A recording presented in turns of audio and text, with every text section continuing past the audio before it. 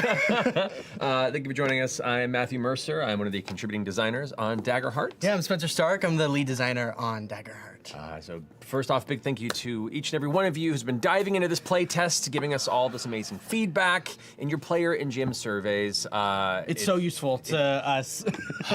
It's wonderful to have this kind of like live feedback loop with the community. You've all been so phenomenal, and yeah. Yeah, it's really cool to see how quick like we get feedback from you all, and then it's really fun to take that feedback and like start to implement it and play, and we see more and more feedback coming in, you know, as we go. And yeah, it's really nice to be able to have a group of people that are playing and giving us feedback, because there are things in this game that can only be tested via lots and lots of playing. Yeah, So. it's wild to be doing this all very publicly. But that's also part of the fun of it. It's ephemeral and real.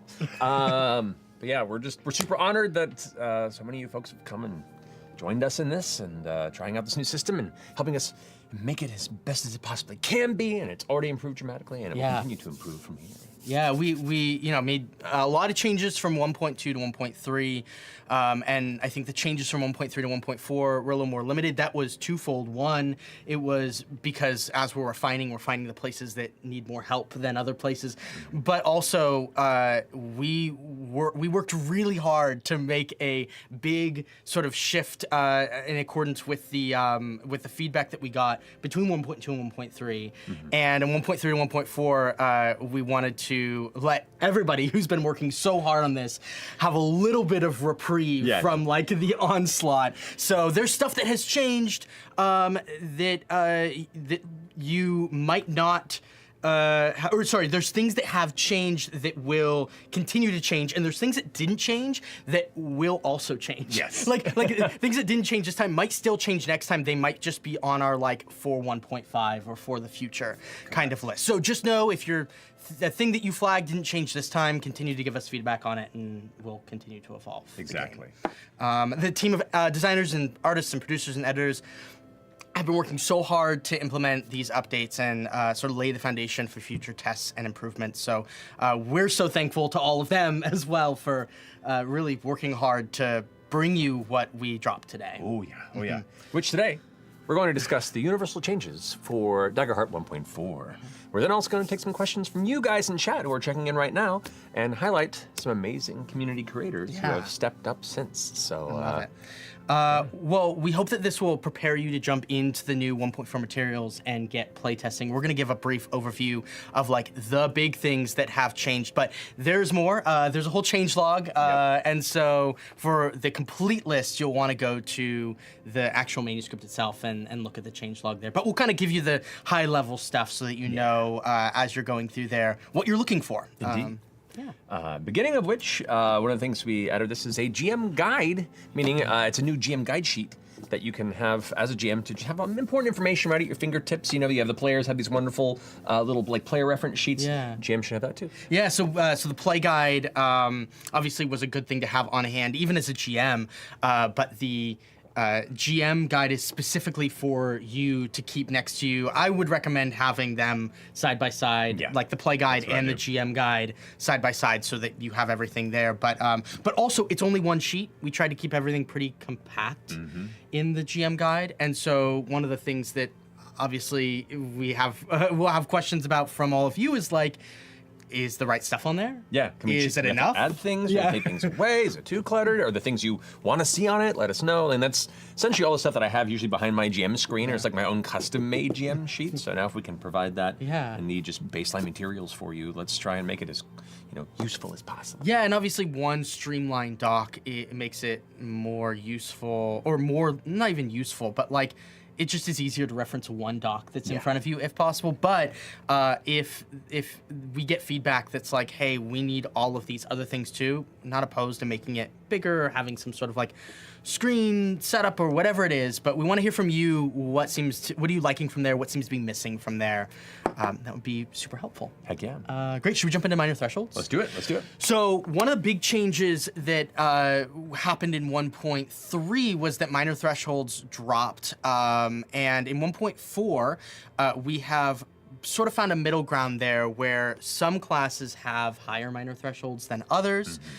Specifically, the Guardian has like a 3 minor threshold now, and some of the other classes have things that are above 1 minor thresholds. They're above 1. The purpose in doing that really is so that it's twofold, right? Like we want these other classes to feel, these classes specifically that are really tanky, to feel tanky, but also the way that armor works, we want to be able to reduce the incoming damage down below your minor threshold so that you aren't taking anything. That's like kind of the idea for a tank. It's the coolest moment as a tank to be like, nothing. I take nothing. And so in doing that, bringing up those minor thresholds and then also building into the level ups, the opportunity to raise your minor threshold helps characters to be able to reach that 0 damage a little bit easier while still not keeping them from taking any damage. Yeah, right. Like it adds a lot of cool variety in character builds for like tanky characters to be like, am I just going to be a full armor guy that just has the highest possible armor? Am I going to just focus on updating my minor threshold with a decent amount of armor to the point where I'm just like taking no damage in a lot of the battles, which is pretty fun. So yeah, it's an exciting little update, and we'll tweak it based on your feedback if we need to. Yeah. We'll continue to iterate on that. Obviously, finding the right balance there. That actually leads us into evasion and armor builds and balance and all that stuff because the minor thresholds don't exist in a vacuum. Correct. they exist alongside a much larger system that helps you to take and give damage to enemies. So one of the big ones we'll talk about is evasion. You will see across the board that evasion has stayed the same for the most part, and a couple of classes have had theirs increased or decreased. So like the Guardian in specific had theirs bumped a little bit so that they have a higher evasion at the start. They can choose to lower that evasion by taking heavier armor, but it felt from the feedback we got and from our playtests, felt like the armor was basically making their evasion more or less useless, right? Like it was more or less useless. Now, having bumped up a little bit, you have a little more leeway to take some heavier armor, and that gives you the opportunity to still reduce damage, but not feel like your evasion's entirely useless. On the flip side, the Rogue had a really high evasion score, which is great. But also we were seeing huge evasion builds and broken evasion builds, which is great because that's what we asked you to do, and it's you did awesome. Well done. Yeah, you did it. Well done. And we saw a little bit of that in 1.2, and it continued in 1.3. And so you'll see there are minor things tweaking, bringing evasion down. I think the sweet spot for us, and I don't want to speak for both of us, but I think from our conversations, I think the sweet spot for us is like enough evasion that you feel like you are safe against, if you're doing an evasion build, most attacks, but still have the chance that you're going to get hit. Right, and then have the armor to mitigate if you want to, but like, right. I want an evasion tank so bad. Like, that's something I love about a lot of, MMOs that I've played, and other characters I've built in other things, like the ability to be an evasion tank, an optional protector of a group that isn't just based in soaking the most damage is a lot of fun. And so I love those builds. We don't want those builds to go away. We're just kind of balancing it to where it feels not quite as broken as we've discovered it can be with the rule set, which is perfect. That's what the spade is for. Yeah, and I think one of the challenges there, right, is like we're seeing some of these evasion builds that people are doing to try and break the game as we asked you to do, and a lot of them through multi-classing are getting upwards of like 30 evasion sometimes, right? Which is awesome. But also just reining it in a little bit. But I also think that there's a challenge there in bringing those evasion builds down so that they aren't so broken while still allowing players who aren't min-maxing to have good enough evasion that they feel like they're getting hit half the time or so, looking to make sure that balance is right. And so that, again, is going to be going into this playtesting, the new evasion builds. How do we feel? Do we feel like we're getting hit sometimes? I think for me, the spot would be like, I want you to get hit as a player sometimes, but not all the time with evasion. And then depending on the choices you make, that ramps up or down. Now, at lower levels, the GM will have modifiers that will make it less likely you get hit. And as you get higher, obviously they'll have higher modifiers that increase the chance you get hit. So we want all that to scale correctly. But yeah, I think overall the challenge of like, how do we make it feel like fights are dangerous and that you can always have the opportunity to get hit by an attack if it's powerful enough, but it doesn't completely negate the need for evasion entirely. Correct. Yeah, we're at the point now in the test where like we're turning the knobs a little bit. We're able to just like, you know, make those adjustments and find out what feels good. Yeah, and I think also like the evasion corresponds with armor, which is you'll see armor has been changed. We actually now have Gambison armor as our lowest armor, which for those of you who don't know Gambison armor, it's that like very famous cloth quilted kind of armor. That's the lowest armor you can take, and that gives you extra evasion, but it doesn't. But it gives you the lowest armor score. And the idea there, I've seen some people talking about it just in questions in general of like, because now unarmored doesn't give you any bonuses or anything. It's just like unarmored is flat, whatever you have, you take it. It's the idea that like, if you have Gambison armor on and you get, you know, nicked by a knife, it's not going to really impact your armor. But if you were bare chested, it would, right? Like it would cut you enough to be able to cause something. So, playing with that idea that like it's flexible enough as armor for you to be able to like still dodge out of the way of attacks, but provide enough protection that you aren't just like going out there like naked, essentially, right? Mind you, that is also a viable build. It's also an option, especially with bare bones, right? So like specifically bare bones is the card that's like, hey, I want to go unarmored. I'm going to take bare bones as my as one of my domain cards, and I'm going to do that. So you'll see the armor also now increases in multiples of 2, so it's like 2, 4, 6, 8 as far as its like positioning is concerned, the values are concerned, and we're really hoping that that will put it on scale with evasion as far as balancing. Like evasion is always there, but it's not as high unless you really focus on it being high throughout like 10 levels. Right, which you can totally do. Like I said, for like what you were saying earlier, I'm excited at the prospect that if you really do want to min-max it, you could get it, you know, close to broken.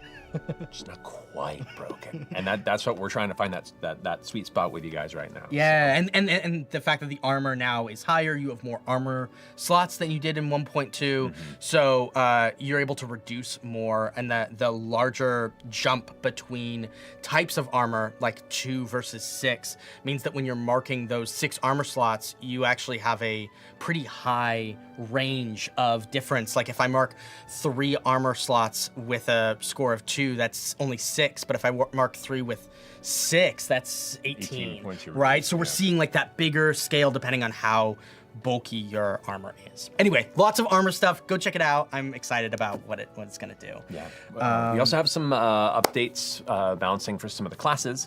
The 3 nominal ones are the Bard, the Guardian, and the Druid, predominantly around just their class features. The Bard, its rally die has been altered to now be a little more flexible narratively in how you want to use it. Previously, it's been updated heavily between 1.2 and 1.3, and since 1.3, where it kind of was initiating when the action tracker was dropped, like at the start of battle, you can still do that if you want to, but now it's more open-ended to how the player wants to institute that. You can use your rally feature when you're heading into the fray, whatever that means to you and your players.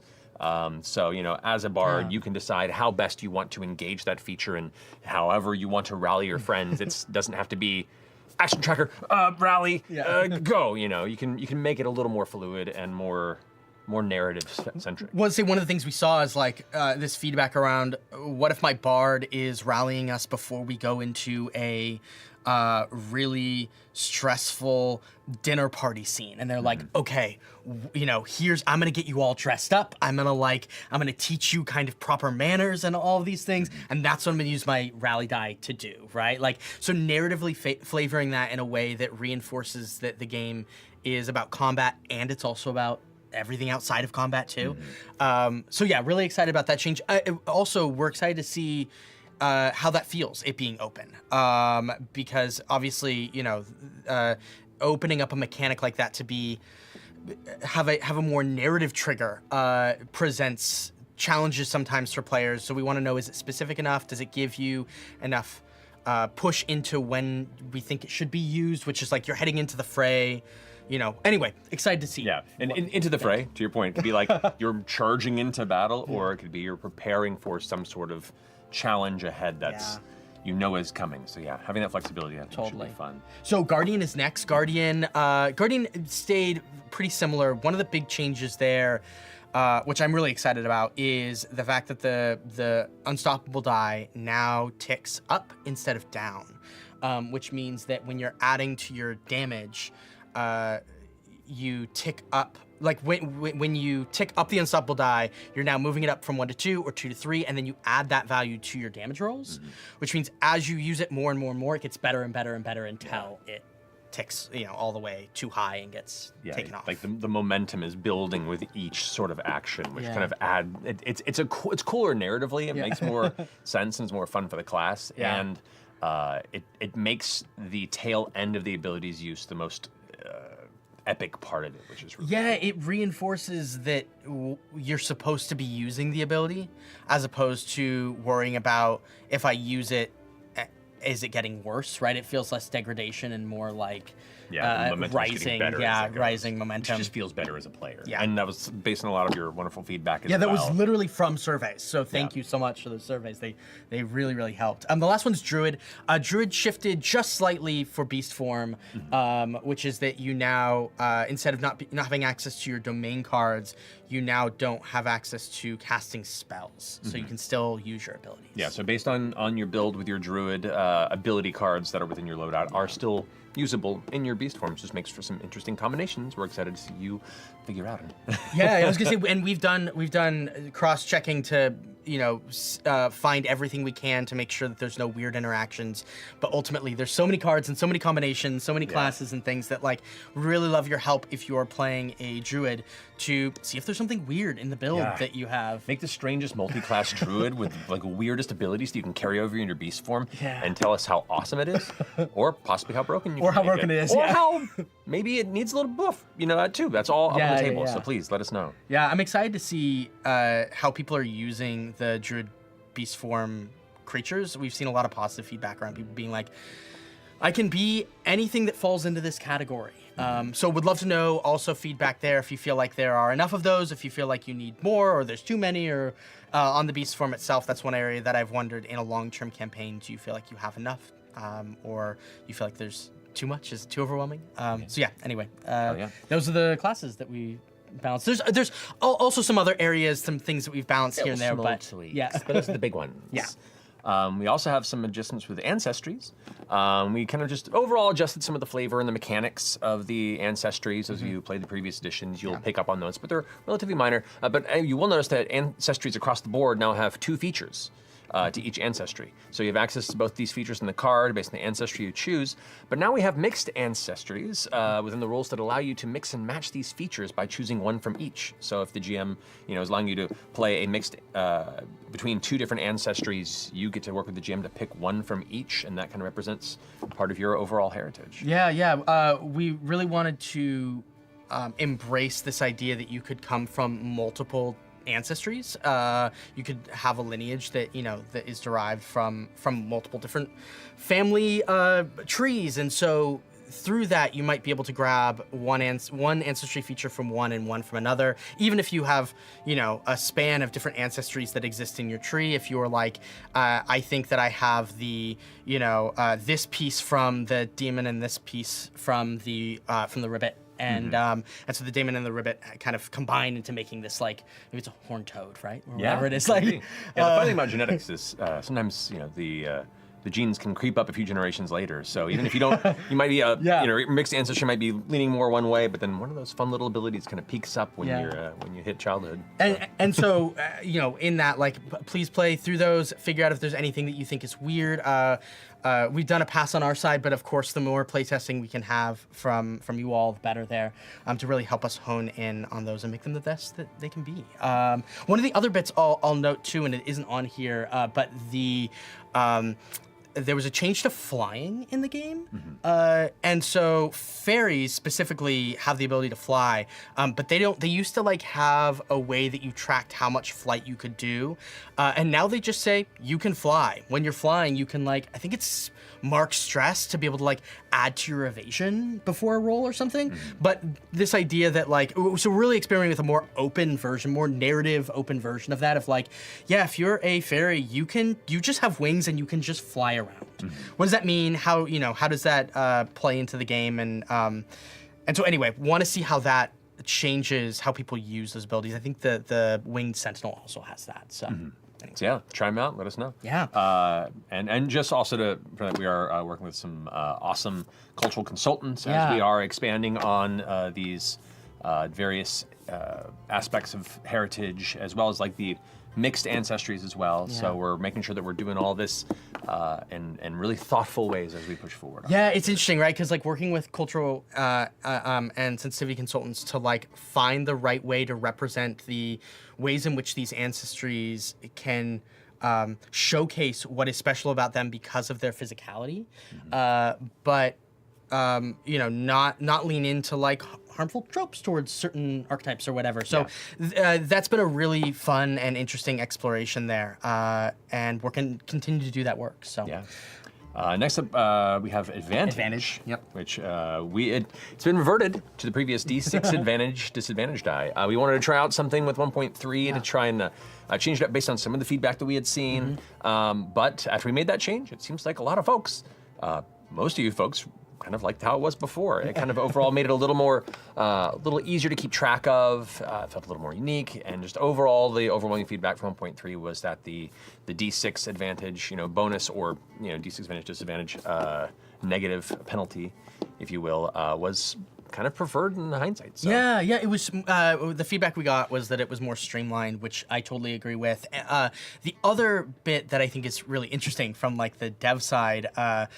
For the dice nerds like us, is that we wanted to see how much it impacted rolling and how players felt about their rolls, because it gave you a better chance to be able to roll with hope or roll a critical.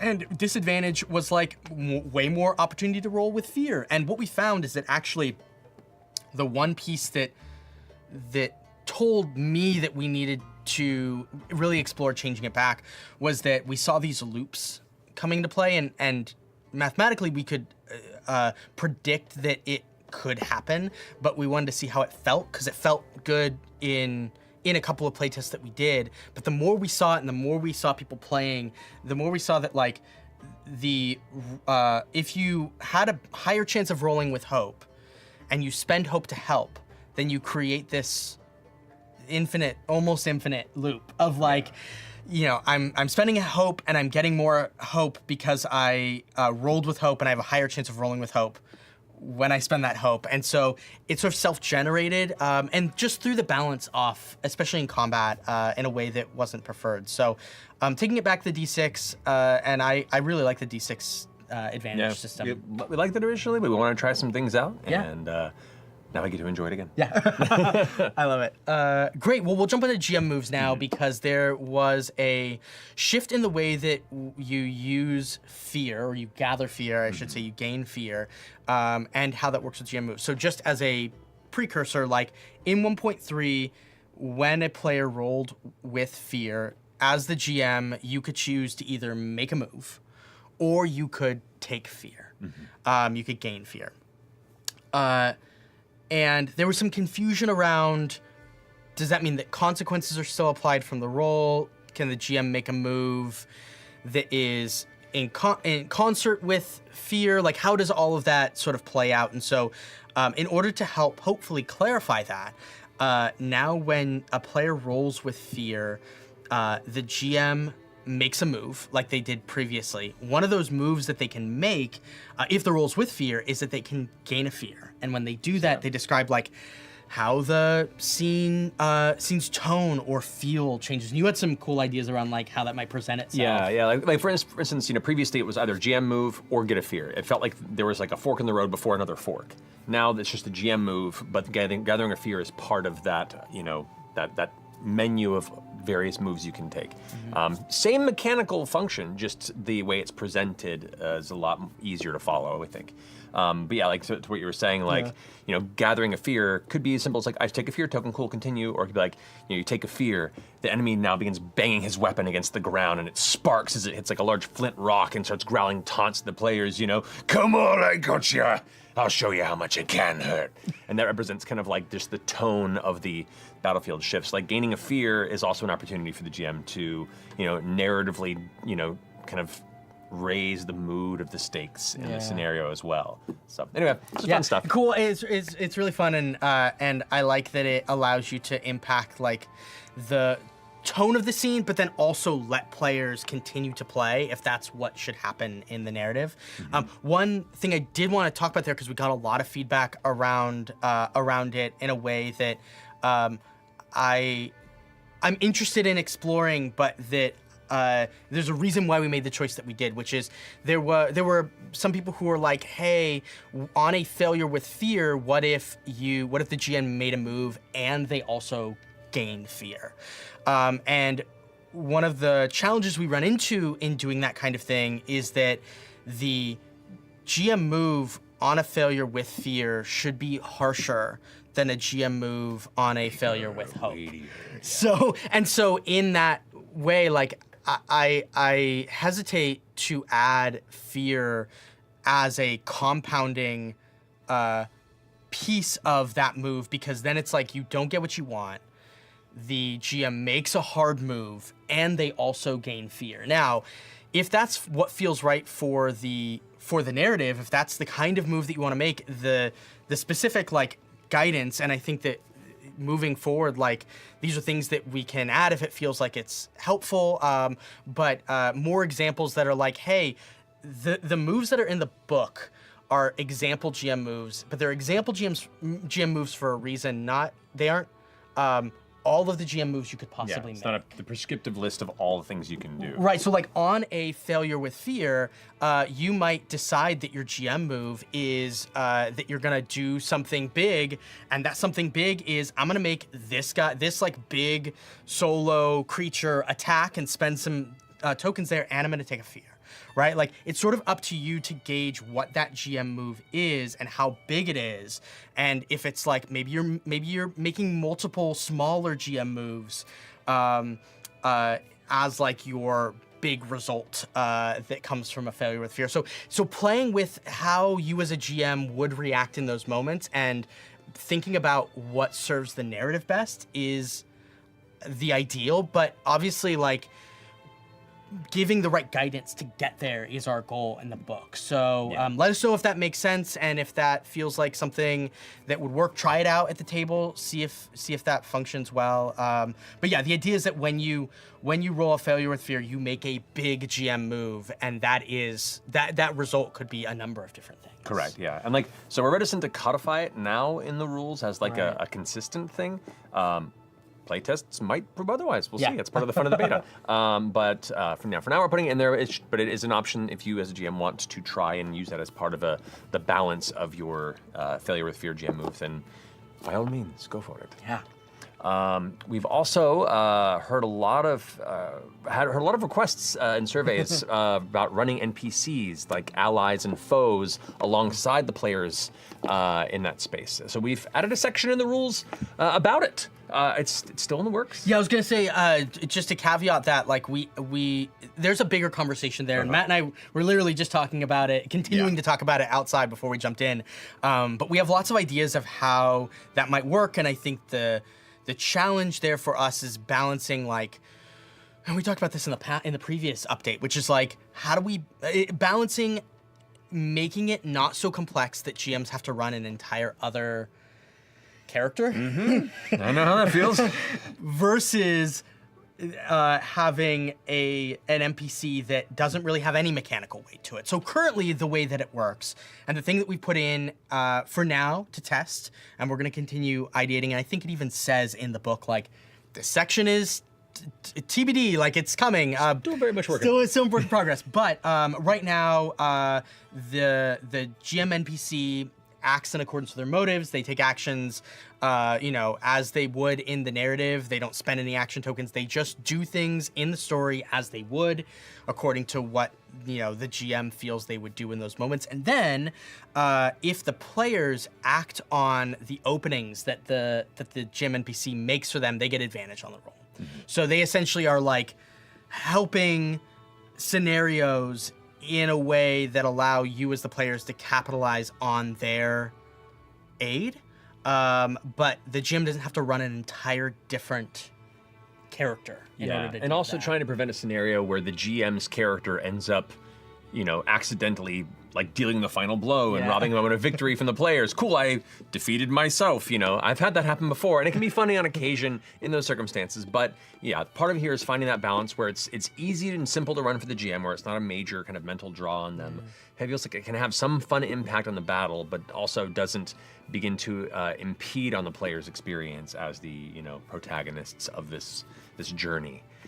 So we're early in. We're talking about like, is there a world in which where GM NPCs like have moves that they make specifically, like things that the GM is looking for that would be triggers based on what that GM NPC wants, right? Like, could we create a certain move or set of moves for that NPC that the GM acts on, or that maybe they give the players access to in limited quantity? But like, is there a way to codify these NPCs through specific moves that speak to the kind of NPC they are? Yeah. That's all still like I've got some experimentations. I've got some fun stuff. Not for this version, but I've got some things that even in this moment as we're talking about it, some ideas are burbling. It's like throwing burbling down. It's not an actual word. It is a Jabberwocky word. But anyway, that all aside, yay, live Twitch. We're iterating. We're coming up with some fun things. More updates on that as we go. And as it is right now, try it out and give us all your feedback. And all the feedback you can have about it, as well as any fun ideas that come your way through your game experience, because we would love to keep iterating on this with you. Yeah, I was gonna say, if there's anything that you, in playing with GM NPCs based on what we've given you, if there's anything that you feel like you implement at your table and it really works, would love to hear that feedback as well. It's always good to see all the different perspectives there. Yeah. Jumping off of there, we have adversaries and environments. Some of those have been rebalanced. And we've added some more environments for people to play with. They seem to get a positive response. People from the surveys tended to like having environments as an option for them, and I think that's one of the bits that we that we're hoping we re-emphasize in the in this version of the game, which is like, these are for you to use if they help and to throw away when they don't. Yeah, it's handing you a toolbox and being like, here are the tools you need, the handful that you need to enjoy this, and here's a bunch of things that you can, as you get more comfortable, or depending on how comfortable you already are as a group of GM and players at the table, can throw them all in there if you're feeling it. Yeah. Also, environments, we have guidance for scaling now on those. Would love feedback if those feel like the scaling works for you. Having environments at tiers helps you to be able to know what you can throw at your players and have it work or not, depending on their level. But gauging where those tiers are at, we have a pretty good idea internally of what the parameters on those are, but would love to know in practice what that looks like for you, and if it's working or not. Yes. Great. We had one more thing there. That's right. Yes. So, just so everybody knows, give an update. It's in the manuscript, but some adversaries that were in the first manuscript, the 1.2 drop that we did a couple of months ago at this point, those are still not available in this version because their mechanics are still being tweaked. Yes. As we're making all of these changes, I think there were like 60 pages of adversaries or something at the start, and going and redoing all of those every time any of the small mechanical shifts happen poses a daunting task for us, and so we scaled down to just being enough that we hope you can play with those, but just know they aren't gone. They're still cooking. We're just holding stuff back so that we don't have to redo all of them every time as all of these mechanics change. As things get solidified, we're obviously still playing with like how proficiency and damage dice work and how like thresholds work and stuff, and once those get solidified, we will bring adversaries back in and be able to make sure those abide by the new rules. On on top of that, we're also experimenting with adversaries in unique ways. And we were just talking about something that we're excited for, which is like thinking about unique aspects that adversaries could have that impact your character's cards. So we're saying, like, are there adversaries that like will reach out and be like, hey, that card that you're holding, I don't know which one it is, but you don't have access to it anymore. Yeah, it's in your right? vault. Yeah, or it's in your vault. Yeah, one of the two, right? Are there like memory monsters that could like take away parts of your character? Or adaptation monsters, where it can like look at a grab a random card from a loadout, look at it, what it does, and then the GM can add a benefit to the NPC based, or to that adversary based on what card they pulled. We're got a lot of fun ideation on those sort of things. So. Yeah. Just trying to play with the fact that we have all of these different mechanics at our disposal and trying to bring them into the forefront. And I think one of the things that I always think about, and I know, Matt, you and I have had conversations about this, which is like, this is the base of a game that we're hoping has more that comes out of it. We have to build the base. Yeah. We have to build the foundation for how this game works, and then from there we can get all weird and like. So many fun stuff that we have like in large notes folders, and we're like, I can't wait to get to that. But we have to get all the base foundation first, as strong as it can be. And then we can get all weird. So we're thinking about the ways in which the game could expand out from there, but we want to lay a solid foundation. One more bit to talk about before we jump into some optional rules is character death. We added some guidance on TPKs. We heard some call for people being like, hey, with the 3 death moves that are in the game, like, could we get some guidance around what to do if the whole party drops? So we've written a section about that. We hope that helps. If it feels like it inspires you, let us know. If it feels like it doesn't quite do it for you, also let us know. We want to make sure it's giving you the tools you need. Definitely. I will go into some optional rules, things that were added to it. Gold coins are now in as an optional rule. I know from 1.2 to 1.3, we had made some adjustments to how the systems work out there.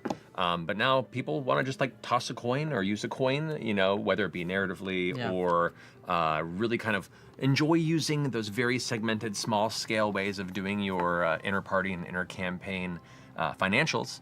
You can totally do that. Yeah, so there was a call in 1.2 that we updated in 1.3 that said, hey, handfuls, bags, chests were too abstracted for some people, and that they wanted to know how many coins were in a handful. We changed to handfuls, and then we saw a wave of feedback come back that was like, oh no, we liked handfuls. And so I love seeing the A/B testing there of knowing what you prefer. You can choose what you'd like now. By standard, we're doing handfuls, which is more of an abstracted currency like it was in 1.2. It's like, hey, you don't have to worry about tracking all of this in a down to the coin way. If you want to flip a coin to somebody or something, it's not going to impact how much money you have. But if you want to buy a weapon, right? It might be 2 handfuls of gold or a bag of gold, in which case we would track that mechanically. We've kept the 10, the metric 10 system, which I think is helpful. So 10 handfuls is now a bag, 10 bags is now a chest. But we've done away with coins as a primary mechanic. But there's an optional rule in the game that says, hey, if you really want to track on a coin by coin basis, it's 10 coins to a handful. Yeah. So if you need that, and if it's something that you're drawn to, the rule is there. Another optional rule, which I know that we're both excited for, is that GMs now have critical successes. So currently, if you roll a natural 20 on the roll, then you get a critical success. Yeah. I mean, I know it can be like, oh, it's dangerous to critical your players, but I, as a GM, I love when that happens. And weirdly, so do my players. And I think a lot of you out there agree. We've seen a lot of great feedback on people wanting to see that implemented from both GM and player standpoints. That the ever possible threat of that happening is scary in its own right, and it can really really shift the mood of a scene when that does occur. And this is our implementation of it early in, so we're still kind of pondering on what sort of scale of benefits the GM's adversary gets on a critical success as well. So this is the initial version. It might be enough. It might be just the perfect balance you like, or maybe we needed a little more. Maybe it needs to be turned down a little bit. It's also an optional rule right now because we wanted to put it in and have it be something that players engaged with, but that the GM engaged with specifically, and see if you like it. If there's a world in which it becomes a standard rule, right? Yeah. There's a world in which it goes away if people don't like it. But right now, the way that it works is that if you roll a 20 as the GM, a 20 on the D20, then you do what you wanted. You succeed no matter what the modifiers are, no matter what the evasion of the character is, and also you gain a fear. We're also playing with the idea of does it do max damage, right? Like it does with the players, or do maximum amount of your damage dice and then you roll and add those. Does it parallel the players? Right now it doesn't, but that's something that is on our docket of consideration that we're going to continue to play test. It's what I want. Yeah. But we want to know how it's working for you guys first, yeah. and then we can see whether or not it's necessary. Because it may not be, as the rules are and as a lot of the adversaries are designed. Perhaps just getting that fear, which has a lot bigger impact now on the moves that we've balanced the creatures for, is its own, terrifying benefit for a critical. Or maybe even a little more. I don't know. We'll see. That's part of the fun thing of throwing it to all you to let us know how you feel about it. Yeah. And finally, we have a tier 1 adventure that is coming. That's for levels 2, 3, and 4. I'm gonna leave here and I'm gonna go work on it. We're actively doing it right now. It's in layout. We're doing another pass on it. We're gonna play test it this week to make sure. Play test it again this week to make sure that it feels like it's coming along. But just know it's in the works, and it will be coming out as soon as we're done with it. We're aiming for it to be in a state where when you engage with it, it feels like it is teaching you how to play at those higher levels, but as a caveat, it's not going to hold your hand like the Quick Start Adventure did. Right. So it will be just an adventure you jump into, having already played and learned the game. It will have the pre-gen characters in it. They will be leveled up to level 2. So if you were playing Marlowe and Barnacle and all those characters that were in the Quick Start Adventure, you'll be able to carry forward with them into a level 2 version. You can, of course, bring your own characters as well if you'd like. That is perfectly fine. And but there will be a small link between the two. So if you played the Sablewood Messengers Quick Start Adventure, it'll give you the guidance into, after you've explored the Sablewood for a little bit, into playing the new Tier 1 adventure. Yeah. So, I mean, that's kind of the major overview of the major and some of the minor adjustments. There's plenty more in the update you can go check out now. But regardless, check it out and let us know how it's going. Yeah. Please fill out those surveys, give us your feedback, and that'll help us continue to make this better and better with each update as you're seeing. Like, you're literally getting to see the impact of your feedback, which is exciting for us, and hopefully exciting for you too. Yeah, so we're gonna go ahead and jump into some questions from the chat, from y'all been paying attention here. Starting with a question. I don't have a lot of time to play test, but I'd like to help. What's the most impactful assistance I can provide given limited time? That's such a good question. Whoever asked that, thank you. That it's truly appreciated because we can pinpoint the areas that we need help with. Levels 4 through 8 currently have the least amount of playtest data from them. So if you wanted to jump into a level 4 through 8 character after you familiarize yourself with how the game works, playing in that stretch of the game is something that would be helpful. And this is kind of what happens, right? Like, people make characters at level 1, they level them up to level 2, maybe level them up to level 3, and then some people will just jump to level 9 or 10 and see what a max character is or go like, that was cool, I'm gonna make a new character at level 1 and try out this different class, which is all useful, but then we get that little middle child issue with the balance there. So that's a great place to spot test for most impactful feedback right now.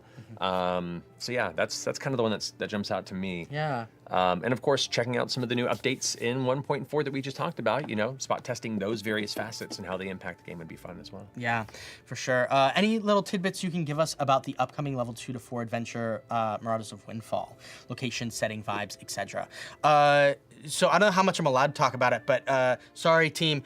So it is, it's going to be an adventure that's on a ship. So you're going to be taken to the skies in a skyship, and it'll be a skyship adventure where you run into some marauders. So yeah, it should be a fun little adventure with a twist, and I'm excited. We literally are doing the art for it right now, so it's really cool to see all the new little standees and pieces of terrain, and we have like a mast that you can print out and you can put on your table to sort of form the like center of your ship, and then there's a stairway piece, and then all the like little minis and standees and stuff. Anyway, I'm really excited about it. We do have new art for the pre-gens as well, so they all have new updated character art for their level 2 looks. Their tier. So now's the time for you to pull a Travis Willingham and brush up on your nautical ship faring knowledge. Yeah. Bow, stern, port, poop deck. Where are all these things? What do they do? Now's the time to research. I think that's probably the most that I can give right now, but no, I'm really excited about it. It's a really cool adventure. And it's being written by one of our other designers on the project, so it was cool to sort of step back and have somebody else take the reins on writing that adventure. Hell yeah. Next question we got here is, where do I find monsters for the game? It's in the manuscript that you can download for all of Daggerheart right there. There's a whole section within that doc that goes under adversaries, and it shows a multitude of different types of monsters and adversaries that can fight the player characters in there. So you can find it within that doc. It's towards the back end of it, and you'll see it in the original table of contents there, but you can just go straight to it. Yeah, they're organized by tiers too, so if you're playing with level 1 characters, and primarily the current adversaries are focused on tier 0 because that's where we think most people will probably jump in, and then there's guidance for scaling those all the way down to tier 3 or up to tier 3, I guess, as needed for your players. So know that jumping in, you have a lot at your disposal for that first set of levels, and then some more scattered throughout. Again, some of those it was more robust in 1.2, and it will return to being more robust once we feel like we have mechanics settled. Hell yeah. You want to get this next question? Sure. For folks playing Daggerheart at Gen Con this year, what tips do you have for GMs and players? So excited to be running and playing Daggerheart at Gen Con this year. I think that for me, the main things to think about are like, how can I bring something that physically showcases the way the game works if we don't want to run Theater of the Mind? You can totally run Theater of the Mind, but the game does have a maps and minis element to it that we really enjoy. Yeah.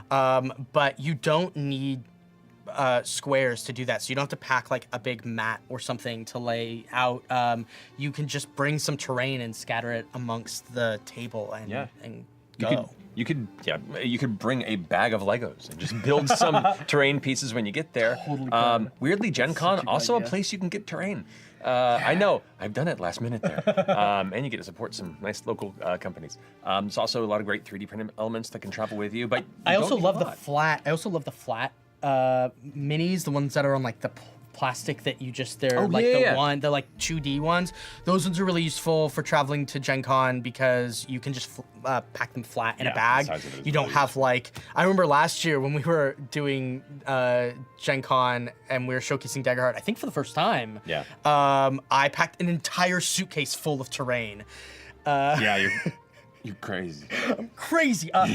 I got there, half of it was broken. I had to use lots of super glue. It was fine, all's fine. But I will say I did enjoy having the flat miniatures as well. And we're gonna have another set of those coming out. So you'll have some terrain that we've built for you, some standees we've built for you. So if you just want to use some stuff like the trees from the Sablewood Messengers and make your own adventure, perfectly valid. Yeah, and there's also some fun things. Honestly, and I'll say this again, a little hidden gem of cheap and perpetually useful terrain.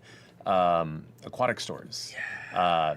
There's so many cool little things people use for fish tanks that are kind of to scale for a lot of stuff in the game that you can use as well. So if you can find one of those nearby, those also are pretty hardy and travel pretty easily without much damage.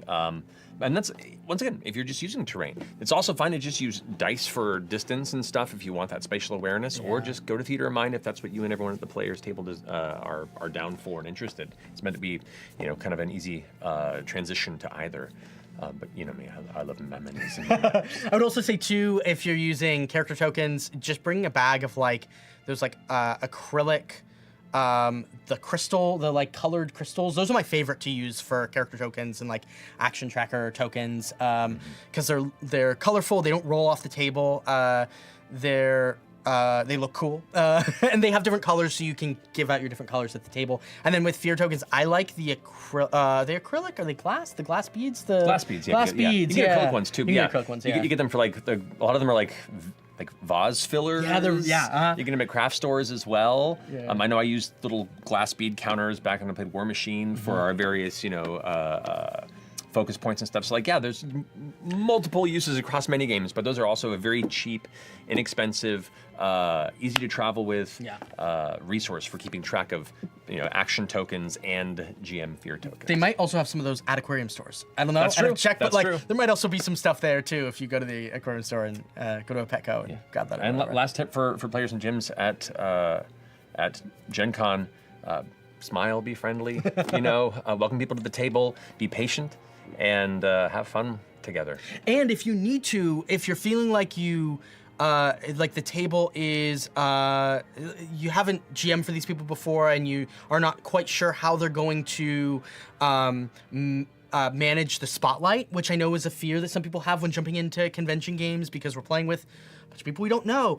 Feel free to use the optional rules that we put in for the action trackers, where everybody gets 3 tokens and they can spend those to do things and tell you, maybe even just for the first fight, to see how everybody does. And then if you want to lift that restriction moving forward, if you feel like the table's really good at passing the spotlight around, then like you can totally ramp up out of that, whatever you'd like. But that is a tool that's there specifically for tables where you're not quite sure how they're going to manage that social contract. Yeah, and according to that, to go on to that social contract, having a conversation at the start of the table's game about what type of game you all want to play.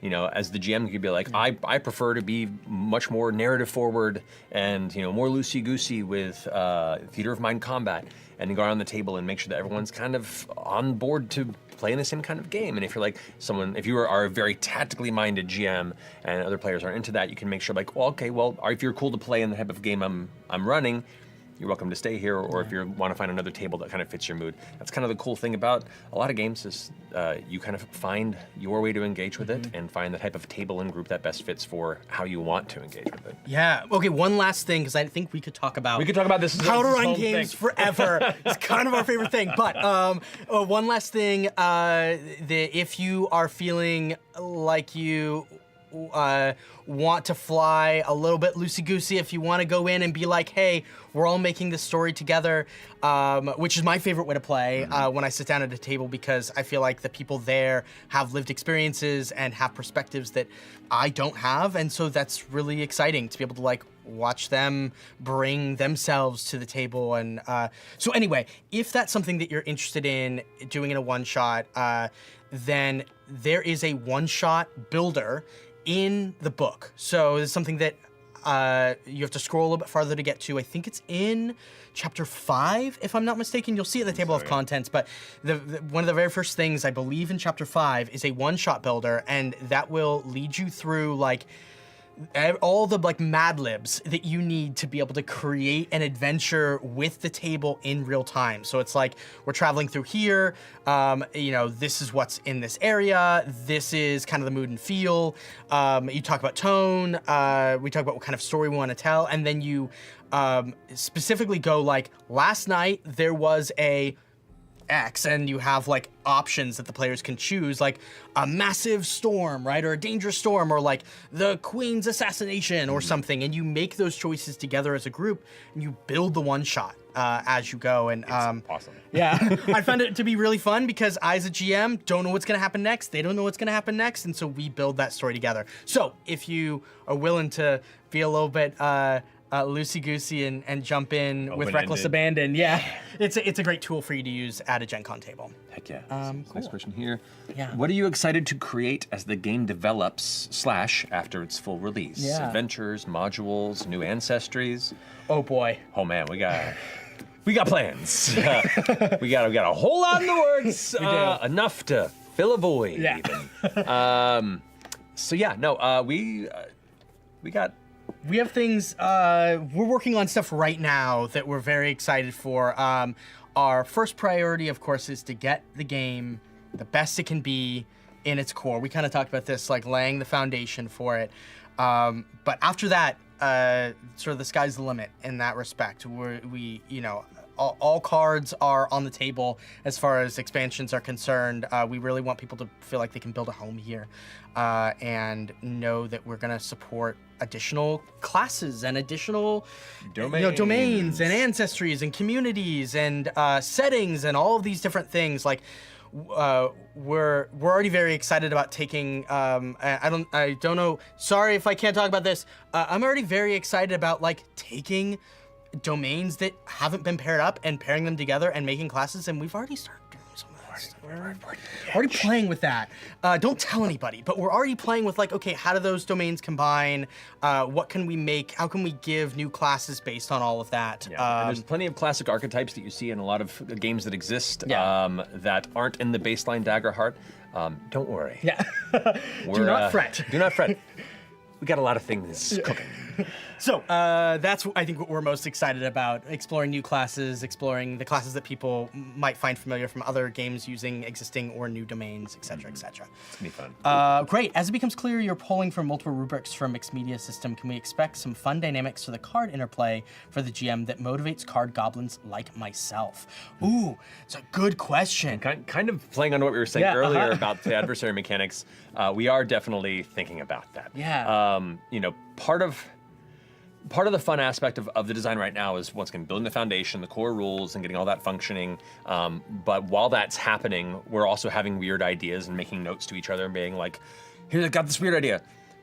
We'll get to that here in a minute, but first we got to focus on this." But yeah, I'd love to think of ways that we can kind of mess with the unconventional systems we've combined in ways to create this. Can we tease a thing? Are you okay too? I don't care. Anybody? We got thumbs up. We got a producer from off screen saying yes. Matt has been working on this really cool bit where there's like it's a chaos deck essentially that like you mix up. Well, you can explain it more. For people who've been watching Campaign 3, I created a custom subclass with Taliesin for his character Ashton that deals with like randomized features that come in. And so there's like part of that I think was really cool and unique. And so I've messed a little bit with a possible subclass in the future for Daggerheart that deals with that. But the idea of getting your own sub deck that you kind of shuffle, and whenever you use an ability, you draw a card from it, and whatever that card is the ability that you have at your disposal at that moment, for those who like the kind of randomness or unexpected aspects to it. That's all I'm going to say. I'm so excited. It's so cool. And it's theoretical. We'll see. Once again, it's all still early. We'll see if it ends up going through playtesting down the road and works out fine. But yeah, we're definitely kind of considering ways to further implement unique functionalities of it being, a card-forward character-building system. So there's a lot happening. There's a lot happening behind the scenes that is not even front-facing right now, as far as all of those things are concerned. So we'll get there when we get there. We're trying not to get ahead of ourselves. I want to tell you all so bad. It's so close. Talk about it all. Yeah, we'll talk about it when we get there. Great. Should we do the last blurb? Yeah, last blurb? Okay. Before we end things, we just wanted to thank all the people that have been working so hard behind the scenes, both on our team and elsewhere. There are people who have been running actual plays of Daggerheart awesome. We've seen a bunch of them. It's amazing. Yeah. A bunch of amazing cosplayers that have cosplayed from our menagerie as well as their own characters. There's so much good fan art from Menagerie. And I want to thank the people specifically that are running actual plays with Daggerheart that have had to change their game because we've dropped an update on the day that they are recording. Please don't ever feel the need to be impacted by us if you're running an actual play. Take the time, especially if it's the same day. There are no hard feelings from any of us. And that goes for home groups too. Yes, absolutely. You can be like, oh, they dropped a new rule set and we're supposed to play tomorrow. We'll we'll make the jump next week or in a couple weeks. Like that's fine. The game is now in a state where the changes between 1.2 and 1.3 were more drastic than they were in 1.3 to 1.4, which means feedback from 1.3 is still pretty useful for us. Like there are, of course, some things that have been modified, and we'd love to get feedback on those. But like, don't feel like if you played a 1.3 session and you just ran it yesterday or you're running it tomorrow or whatever, that it's going to be useless to us. We will absolutely take all of that, especially because some of these changes are still A/B tests. We're putting this thing out there. Do people like this better? What's the upside and downside of this new mechanic we've implemented? The other one might be better. You've already seen in 1.4 we've reverted back to some things that were in 1.2. Yeah, so we got to try things out and see what feels best. That's the fun. And our final big, once again, thank you, immense thank you to every single one of you that's even touched the game, played it a bit, and then used the surveys to give us your feedback. It's so important, and it is the guiding star for us making this the best it possibly can be for all of you. It's tremendous. It's a massive game, and so being able to see data at scale is really the only way for us to be able to ensure that we are creating an experience that's lasting, that's hardy, that will continue to hold up throughout 10 levels, over 100 sessions. Many years to come. Yeah, so we're very excited, and the more that you're able to give us those surveys after you play, the more you're able to engage with the game, the better end product we'll be able to make for you. So the updated materials are now on Daggerheart.com. They're on Demiplane, they're on Drive-Thru RPG. So go download your new character sheets. Check to see whether any of your cards have received updates. There's a change log that you can look at for that, and just make sure you're using the newer versions if you have access to them, or if you want to have access to them now, if you're playing like soon and you're okay to make that shift. Again, going back to like, don't feel overwhelmed if you don't need to, but they're available there, and we'd love your feedback on them. So I think that's it, right? That's it. Yeah. Thank you all so very much for joining us live for this chaos. Thank you for enduring our chaos. But yeah, much appreciated. Have a wonderful day, and we'll see you the next update, I guess. Bye, friends. Bye.